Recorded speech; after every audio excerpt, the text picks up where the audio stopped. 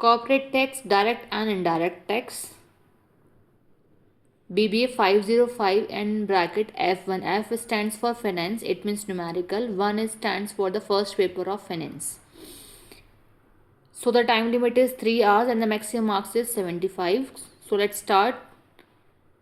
Section A. Very short answer type questions. Question first is what is tax holiday?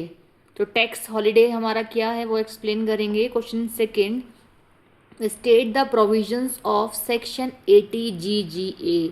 तो इस provision को आपको explain करना है. Next question third is describe the term GST network. तो हमारे GST networks क्या क्या है, नेटवर्क्स को एक्सप्लेन करना है आपको. Question fourth is what do you mean by the term input service distributor. तो इनपुट सर्विस डिस्ट्रीब्यूटर क्या है उसे एक्सप्लेन करेंगे. Question fifth, define anti dumping duty. तो एंटी डंपिंग ड्यूटी क्या है वो बतानी है. And section B is this section contains 3 question, attempt any 2 question है ना.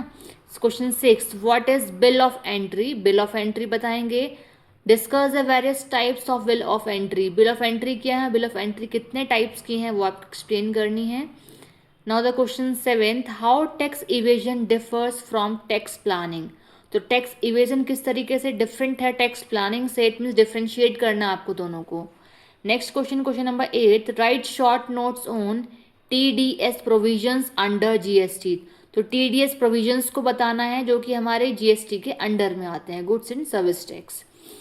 Section C, this section contains 5 questions, attempt any 3 questions and each question carries 15 marks.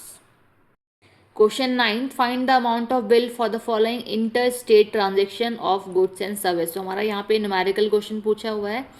Next question 10th, explain the procedure for claiming input tax credits on inward supplies. Next question is